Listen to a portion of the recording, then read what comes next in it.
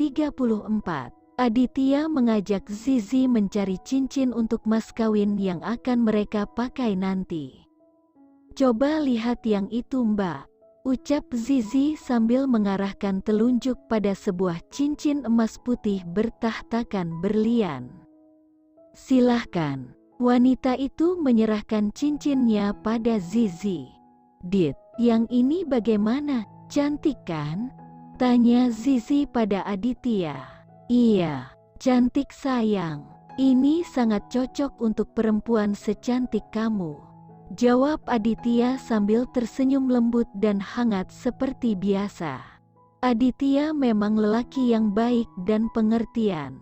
Sungguh beruntung Zizi bisa berkenalan dengan lelaki ini. Selesai dengan cincin, Aditya mengajak Zizi untuk makan dan belanja kebutuhan lainnya. "Sudah Dit, ini sudah sangat banyak. Aku masih memiliki semua ini," ujar Zizi. Dia bingung kenapa malah Aditya yang gila belanja, tapi semua belanjaannya untuk Zizi. "Sayang, kita tidak punya waktu lagi untuk mencari kebutuhan pernikahan. Mumpung aku lagi di Jakarta, aku akan belikan semua keinginanmu," jawab Aditya. "Aku tidak butuh ini Dit.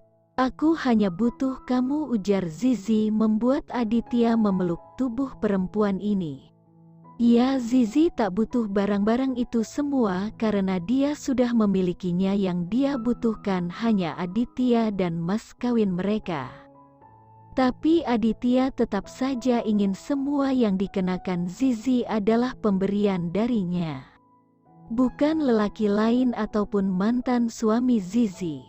Zizi merasa terharu. Dia memang banyak uang, apapun yang diinginkan Zizi pasti dia dapatkan, tapi kali ini pilihan Aditya sendiri. Bahkan sampai dengan pakaian dalamnya pun Aditya yang pilihkan, membuat Zizi malu. Bahkan Aditya membelikan 2 lingerie berwarna merah dan pink. Zizi menggelengkan kepalanya melihat Aditya yang sangat semangat. Dulu saat bersama Alex, tidak pernah sekalipun Alex memberikan Zizi hadiah atau membelikan sesuatu. Kali ini terasa berbeda. Setelah puas berbelanja dan makan malam, Zizi mengajak Aditya untuk pulang karena hari juga sudah malam. Aditya membukakan pintu mobil untuk Zizi.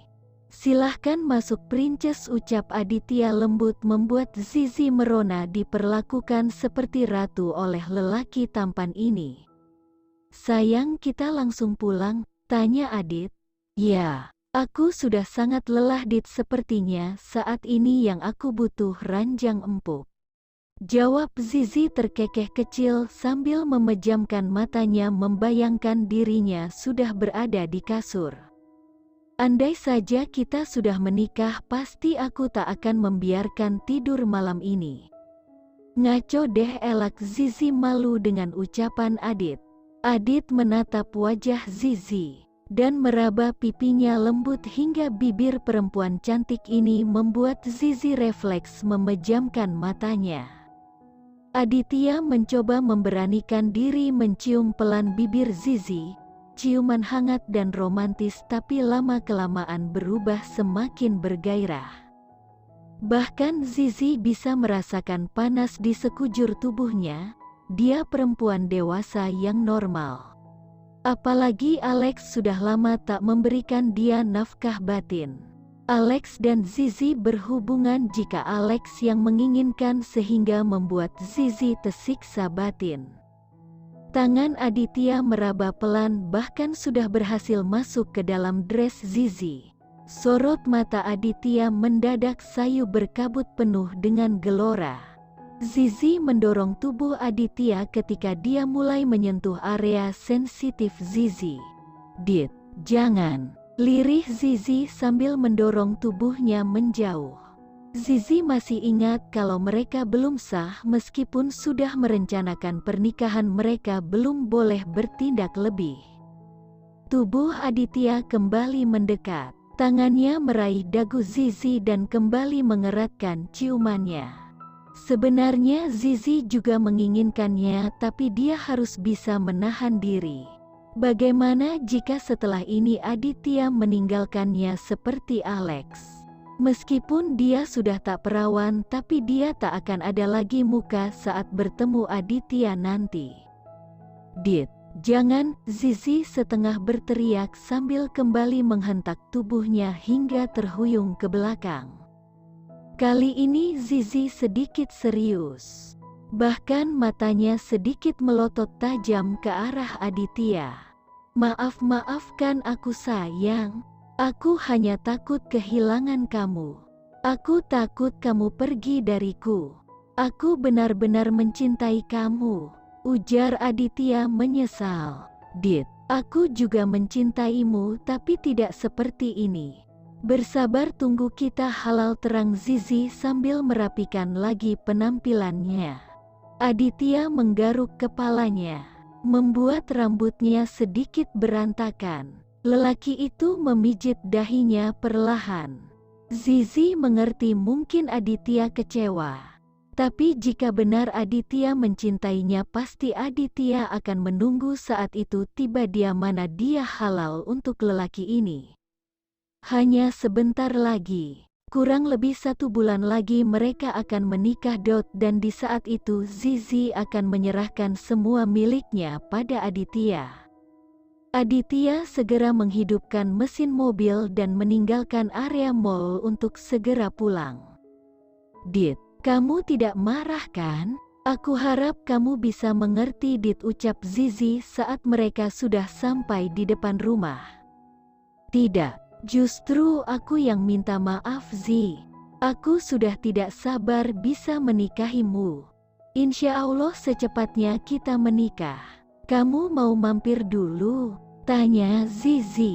Tidak, sepertinya kamu sangat lelah. Aku langsung pulang ke apartemen Vania saja. Salam sama semuanya. Besok aku kemari lagi. Mimpi indah sayang, pamit. Aditya mencium kening Zizi sekilas dan segera pergi. Zizi menghela nafas panjang, dia berharap Aditya bisa mengerti akan dirinya. Belanjaan siapa? Mie di atas meja banyak banget, ujar Raihan saat mereka sarapan. Zizi memang belum membawa semua belanjaannya ke dalam kamar karena semalam dia sangat lelah. Calon pengantin, jawab Melinda tersenyum menggoda Zizi yang baru keluar kamar. Mami apaan sih, ujar Zizi malu. Nah memang belanjaan kamu kan Kak? Terus Mami harus jawab apa coba? Nggak harus calon pengantin juga kali Mi. Udah nggak usah debat. Sasa mana Rai? Nggak sarapan? Tanya Bian menengahinya. Lagi telponan sama Bunda Pi. Biasalah manja-manjaan, jawab Raihan yang tadi melihat Sasa masih menghubungi sang mertua. Seharusnya kamu yang manjain Sasa, bukan malah bundanya, ketus Zizi. Kalau aku kan manjainnya beda lagi Kak, jawab Raihan cengengesan. Diperhatikan Rai. Sasa maunya apa? Entar ngeces lo anak kamu kalau kemauan ibunya tidak dituruti, ujar Melinda. Iya Mi, sampai saat ini nggak ada yang Sasa pengen, jawab Raihan. Siapa bilang nggak ada yang pengen? Aku minta beli tas branded terbaru belum kamu belikan Beb, celetuk Sasa yang baru datang. Itu bukan ngidam, yang kamunya aja yang doyan belanja. Bukan aku nggak boleh sayang. Kemarin di Bali kamu udah borong tas lo, masa sekarang mau tas lagi? Kan kita udah sepakat kalau kamu nggak kerja lagi setelah proyek ini selesai. Nggak kerja bukan berarti nggak butuh tas Beb, rengek Sasa. Iya, sayang aku paham, tapi dipakai dulu tas yang dibeli di Bali kemarin. Kalau terlalu banyak kan mubazir, jelas Raihan membuat Bian dan Melinda saling tatap. Sejak kapan Raihan jadi bijak begitu? Dulu taunya hanya menghamburkan uang saja. Apa sejak dia memegang perusahaan Raihan jadi perhitungan? Aditya nginep di mana Zi? Tanya Melinda. Di apartemen Vaniami. Dia bilang siang ini akan pulang ke Bali. Kok cepet Kak? Tanya Sasa. Katanya masih ada pekerjaan yang harus diselesaikan. Bulan depan kita udah acara, takut nggak selesai nanti, jawab Zizi. Ya, Aditya seorang pebisnis. Apalagi di bidang perhotelan, jadi tidak bisa ditinggalkan begitu saja. Banyak rekan bisnisnya yang datang dari luar negeri dan meminta dia langsung yang menyambutnya, jawab Bian. Dari mana Papi tahu? Tanya Raihan. Aditya banyak bercerita pada Papi saat di Bali. Papanya juga bilang begitu. Aditya ada beberapa hotel yang harus diurus, jadi dia susah untuk meninggalkan Bali.